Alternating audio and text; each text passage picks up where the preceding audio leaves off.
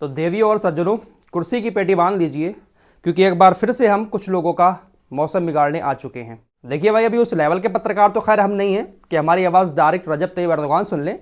हालांकि इतना ज़रूर है अल्हम्दुलिल्लाह कि हमारे चाहने वाले बहुत हैं जो हमारी आवाज़ को ट्रांसलेट करके दुनिया में जो ट्रेंड चलते हैं उस ट्रेंड में शामिल ज़रूर करवा देते हैं। तो कहीं ना कहीं हो सकता है भाई पहुंचती हो आवाज़। हमारे जैसे और भी बहुत सारे लोग हैं जो लगातार असली मुद्दों पर बात कर रहे हैं, तो कहीं ना कहीं हमारी आवाज़ें ट्रेंड्स में शामिल ज़रूर होती हैं। फिलहाल कुछ बड़ी खबरें एक बार फिर से इस पूरी रिपोर्ट में आपके सामने रखने वाले हैं। सबसे पहले हम इजराइल की बात कर लेते हैं, उसके बाद इस्लामिक देशों की बात करेंगे। बस आप लोग ऐसे ही प्यार मोहब्बत बनाए रखें, अपनी दुआओं से नवाजते रहें।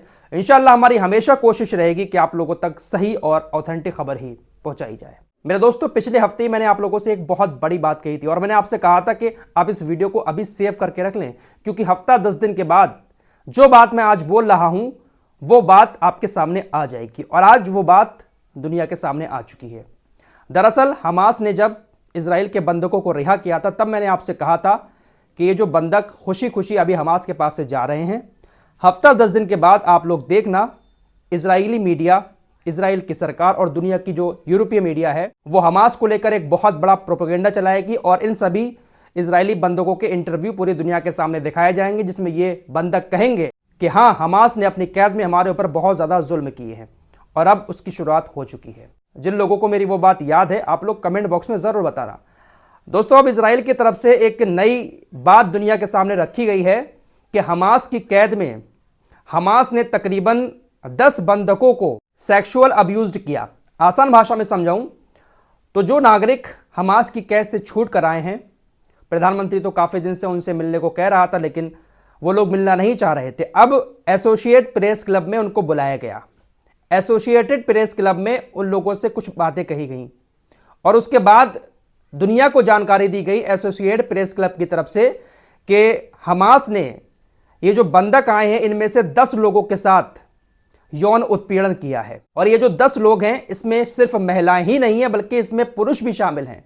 तो 10 महिलाओं और पुरुषों का हमास ने यौन उत्पीड़न किया।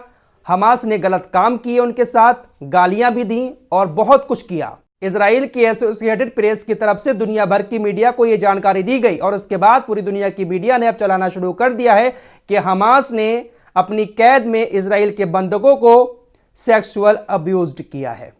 इसके अलावा एक और खबर चल रही है कि 7 अक्टूबर को जब फेस्टिवल समारोह में हमास ने हमला किया था तो वहां पर जो महिलाएं थी उन महिलाओं के साथ हमास के लोगों ने बलात्कार किया।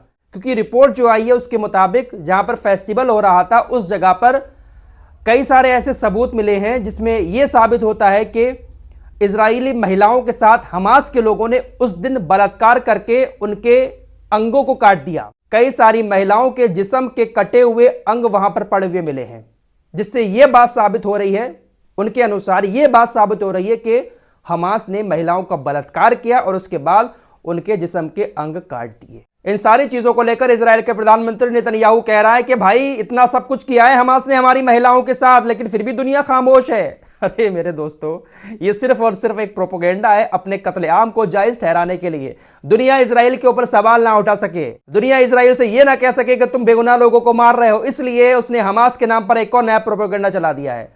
जबकि आप लोगों ने देखा था कि एक बंधक जो है कितना खुशी खुशी हमास की कैद से वापस आ रहे थे। हाँ, एक और चीज, अब इजराइल दुनिया को एक बात यह बता रहा है कि आप लोगों ने ये जो तस्वीरें देखी हैं जहां पर बड़ा खुशी खुशी हमारे लोग हमास से मिलकर आ रहे थे, एक्चुअली इन लोगों को हमास ने ड्रग्स दे दिया था। इन लोगों को एक ऐसा ड्रग्स खिला दिया था कि ये सब कुछ भूल गए थे और हंसते हुए हमास के पास से आ रहे थे। मतलब क्या ही चल रहा है भाई साहब। अपने कत्लेआम को जायज ठहराने के लिए झूठे लोग क्या क्या कर रहे हैं और ये झूठ इनको बहुत ज्यादा पड़ भी रहा है। ये झूठे लोग सुकून से थोड़ी ना है, इनकी जिंदगी में बहुत ज्यादा परेशानियां हैं। रिपोर्ट्स के अनुसार दुनिया में इजराइल दूसरा ऐसा देश है जहां पर स्किन कैंसर सबसे ज्यादा है। पूरा इजराइल में स्किन कैंसर फैला हुआ है। रिपोर्ट्स की माने तो हर साल इजराइल के अंदर लगभग 200 से ज्यादा लोगों की स्किन कैंसर की वजह से मौत हो जाती है। कैंसर का एक बहुत घातक वायरस है मेलेनोवा। तो ये मेलेनोवा जो वायरस है ये हर साल हजारों इजराइलियों को इफेक्टेड करता है। हजारों इजराइली गोरी चमड़ी वाले इस कैंसर से परेशान हैं, इलाज करवा रहे हैं, महंगी महंगी दवाइयां खा रहे हैं। काफी सारे लोगों का कैंसर रुका रहता है, लेकिन किसी किसी के ऊपर ऐसा हो जाता है असर कि उसकी मौत हो जाती है। एक रिपोर्ट्स के अनुसार इजराइल के अंदर हर रोज लगभग 5 लोगों को मेलेनोमा स्किन कैंसर होता है, लेकिन इस स्किन कैंसर की एक अच्छी बात यह है कि 90% मामलों में पहले ही पता चल जाता है और ये गोरी चमड़ी वाले यहूदी अपना इलाज करवा लेते हैं। दरअसल ये स्किन कैंसर जो है वो सूरज की तेज किरणों की वजह से हो रहा है। इजराइल के अंदर धूप बहुत तेज रहती है और जो गोरी चमड़ी वाले होते हैं, जिनके बाल भी भूरे होते हैं, उनको स्किन कैंसर बहुत जल्दी होता है। पहले नंबर पर आता है ऑस्ट्रेलिया, दूसरे नंबर पर दुनिया में स्किन कैंसर के मामले में ये 70 लाख वाला देश है। तो आप सोच सकते हैं कि किस तरह का अजाब इस देश के ऊपर आया हुआ है। अल्हम्दुलिल्लाह हमारे देश की आबादी अरबों में है, लेकिन हमारा देश इन सारी चीज़ों से बचा हुआ है। 70-80 लाख की आबादी है और दुनिया में दूसरे नंबर पर सबसे ज़्यादा स्किन कैंसर से जूझ रहा है। ये अजाब ही तो है। डायरेक्ट नहीं दिख रहा है, लेकिन इनडायरेक्टली कहीं ना कहीं परेशान तो हैं ये लोग। वहीं दोस्तों, स्पेन के प्रधानमंत्री ने एक बार फिर से कहा है कि हम अभी भी उसी रास्ते पर चल रहे हैं जिस रास्ते पर हम पहले थे। वो रास्ता फिलिस्तीन को आज़ाद करवाने वाला रास्ता है। फिलिस्तीन को दूसरे राज्य के तौर पर, दूसरे नेशन के तौर पर मान्यता दिलाने वाला रास्ता है। हम अभी भी उसी रास्ते पर हैं। वहीं इजराइल की सेना के हमले लगातार अभी भी जारी हैं। उत्तर में जवालिया शरणार्थी कैंप के एक चौराहे पर आवासीय कॉलोनी थी, उस कॉलोनी के चौराहे पर मिसाइल गिराई और उसमें तकरीबन 150 लोगों की मौत हो गई।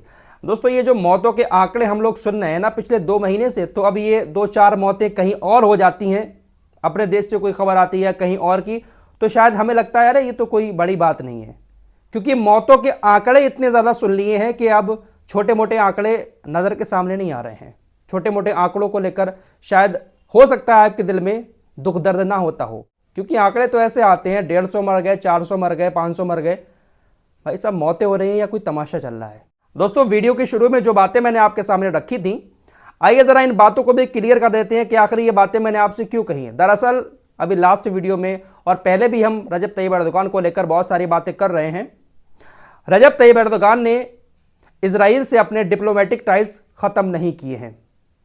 लगातार तुर्की की तरफ से इजराइल को अपना सामान भेजा जा रहा है। लास्ट वीडियो में ही आपको बताया था, गर्म कपड़े, ऊनी सामान तुर्की ने इजराइल में भेजा है। ये बात दुनिया में फैली।